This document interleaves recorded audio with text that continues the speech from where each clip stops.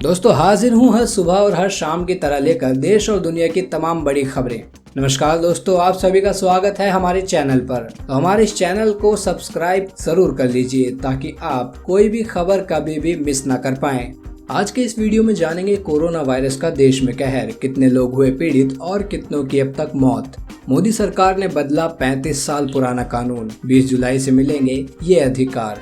चिदम्बरम बोले 1 इंच जमीन पर कब्जा नहीं का दावा झूठा। 1.5 किलोमीटर अंदर तक मौजूद है चीनी सेना। अमेरिका और ब्राजील नहीं बनना तो फिर लॉकडाउन से नहीं हिचके भारत, एक्सपर्ट्स ने दी ये सलाह। रेल यात्रियों के लिए बड़ी खुशखबरी, वेटिंग की टेंशन होगी खत्म, सिर्फ मिलेगा कंफर्म टिकट। जानिए कैसे और कब से।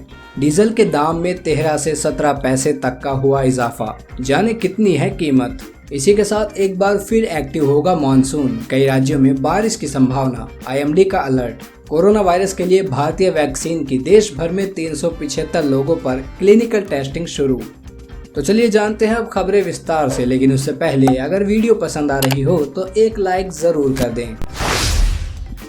भारत में कोरोना वायरस का कहर जारी है। देश में कंफर्म केसों का आंकड़ा 10,40,746 के पार पहुंच चुका है और 26,291 से ज्यादा लोगों ने अपनी जान गंवा दी है। वहीं 6,54,130 लोग ठीक भी हो चुके हैं। दुनिया भर में इस वायरस से 5,99,438 से ज्यादा लोग अपनी जान गंवा चुके हैं। वहीं 1,41,94,726 कंफर्म केस आ चुके हैं।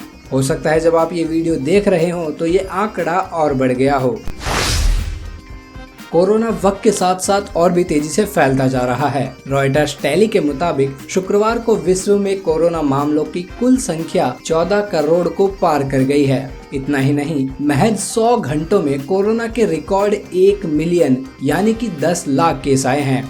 कोरोना केसों की संख्या 13 करोड़ से 14 करोड़ पहुंचने में मात्र 4 दिन लगे हैं। 13 जुलाई को विश्व में कोरोना की कुल संख्या 13 करोड़ थी, लेकिन 17 को ये 14 करोड़ को पार कर गई है। अमेरिका में 36 लाख से ज्यादा कोरोना के मामले सामने आ चुके हैं। इसके बावजूद हर दिन यहाँ पर कोरोना के काफी मामले सामने आ रहे हैं।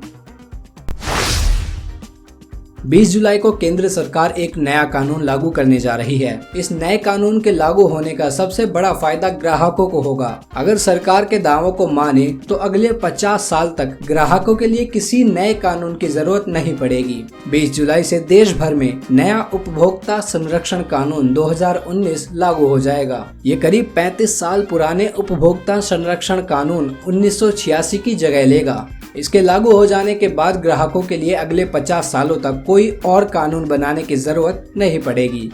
नए कानून के लागू होने के बाद किसी उत्पाद के संबंध में भ्रामक विज्ञापन देना महंगा पड़ जाएगा, क्योंकि नए एक्ट में भ्रामक विज्ञापन देने पर कार्रवाई करने का प्रावधान है।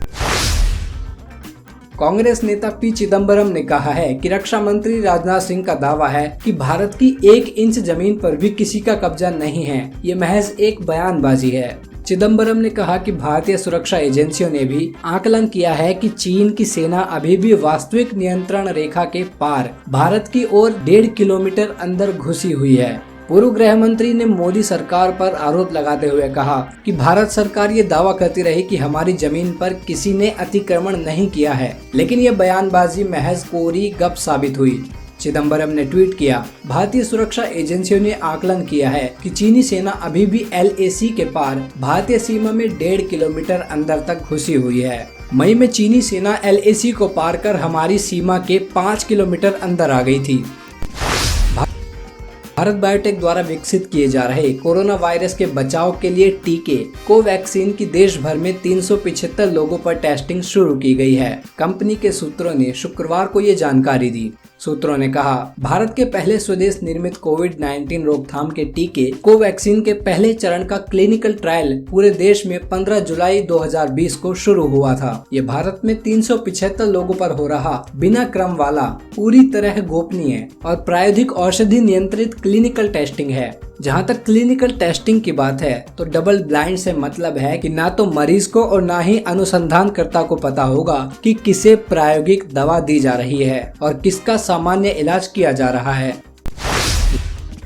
रेलवे बोर्ड के चेयरमैन विनोद कुमार यादव ने शुक्रवार को हुई प्रेस कॉन्फ्रेंस में कहा कि अगले 3-4 साल में रेलवे पैसेंजर ट्रेन और फ्रेट ट्रेन को ऑन डिमांड चलाने में सक्षम होगा। इसका मतलब साफ है कि आम यात्रियों को ट्रेन में सफर करने के लिए वेटिंग टिकट लेने की कोई जरूरत नहीं होगी। जब चाहे तब आसानी से ट्रेन में सफर किया जा सकेगा। विनोद कुमार यादव ने बताया कि साल 2023 तक उत्तर पूर्वी राज्यों की सभी राजधानियों को रेलवे नेटवर्क से जोड़ने की उम्मीद है। दिसंबर 2022 तक कटरा से बनिहाल तक अंतिम स्ट्रेच भी पूरा होने की उम्मीद है। रेल यात्रियों को दिल्ली मुंबई रूट पर सबसे पहले कंफर्म टिकट मिलेगी। इसको लेकर रेलवे ने पूरी तैयारी कर ली है। इसके बाद दिल्ली कोलकाता रूट पर ट्रेन टिकट के कंफर्म होने का इंतजार नहीं करना होगा, क्योंकि रेलवे इस रूट पर चलने वाली मालगाड़ियों के लिए अलग से ट्रैक बना रही है। अगले 2 साल में इसके पूरा होने की उम्मीद है।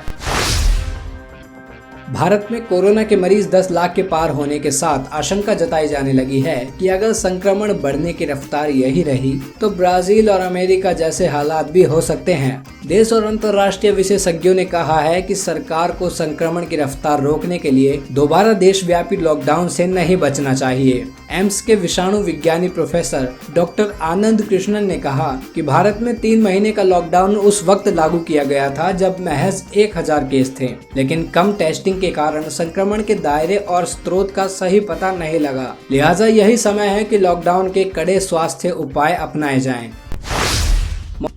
मानसून की रफ्तार पकड़ने से कई राज्यों में बारिश की संभावना है। हालांकि कई जगहों पर पहले से बारिश हो रही है। मौसम विभाग का कहना है कि बिहार, पश्चिम बंगाल, उत्तर प्रदेश, आंध्र प्रदेश, पंजाब, राजस्थान, हरियाणा, हिमाचल प्रदेश, उत्तराखंड और आंध्र प्रदेश में एक बार फिर मानसून एक्टिव होगा। साथ ही इन राज्यों के इलाकों में बारिश की संभावना है। IMD का कहना है कि अगले 3 से 4 दिनों में कई राज्यों में भारी बारिश की संभावना है, क्योंकि 18 से 19 जुलाई को मानसून फिर से रफ्तार पकड़ने वाला है। आज देश में पेट्रोल की कीमत में कोई तब्दीली नहीं हुई है। दिल्ली, मुंबई और चेन्नई में पेट्रोल के दाम पहले की तरह हैं। हालांकि डीजल के दामों में 13 से 17 पैसे तक का इजाफा हुआ है। इसी के साथ आपको बता दें कि बीते 4 दिनों से डीजल के दाम में हो रही वृद्धि के बाद राष्ट्रीय राजधानी दिल्ली में डीजल का दाम पेट्रोल से करीब 70 पैसे महंगा हो गया था। IOCL की वेबसाइट से मिली जानकारी के अनुसार आज दिल्ली, कोलकाता, मुंबई और चेन्नई में 1 लीटर पेट्रोल की कीमत क्रमशः 83.43, 82.10, 87.19 और 83.63 रुपए प्रति लीटर है। डीजल की बात करें तो इन महानगरों में इसका दाम क्रमशः 81.52, 76.67, 79.71 और 78.50 रुपए है। रेहड़ी पटरी, ठेले या सड़क किनारे दुकान चलाने वालों के लिए सरकार ने एक लोन स्कीम शुरू की है। इसका नाम PM स्वनिधि योजना है। इस स्कीम का मकसद रेहड़ी पटरी और छोटी दुकान चलाने वालों को सस्ता कर्ज देना है। सरकार ने स्ट्रीट वेंडरों की मदद की खातिर इस स्कीम के लिए 5000 करोड़ रुपए की राशि रखी है। इसके लिए कोई कड़ी शर्त नहीं होगी। PM स्वनिधि योजना के तहत अधिकतम 10,000 रुपए तक का लोन मिलेगा, जो कि कारोबार को शुरू करने में मदद करेगा। समय से कर्ज का भुगतान करने वालों को ब्याज में खास छूट भी दी जाती है। तो दोस्तों, ये थी आज की खास खबरें। तो इसी तरीके से आपके लिए हर सुबह 6 बजे और शाम 7 बजे ये खबर हम यूं ही लेकर आते रहेंगे। तो इन सारी खबरों के साथ आपको किस खबर के बारे में क्या है कहना, क्या है आपकी राय, हमें कमेंट करके जरूर बताएं। साथ ही आपने इस वीडियो को अगर पूरा देखा है तो प्लीज अपना नाम हमें कमेंट में लिखकर जरूर बताएं, ताकि हमें पता चले कि आपने इस वीडियो को पूरा देख लिया है। आपको खबरें अच्छी लग रही हैं, आप इन्हें पसंद कर रहे हैं, तो प्लीज हमें कमेंट बॉक्स में लिखकर बताएं। फिर मिलते हैं कल, तब तक के लिए धन्यवाद।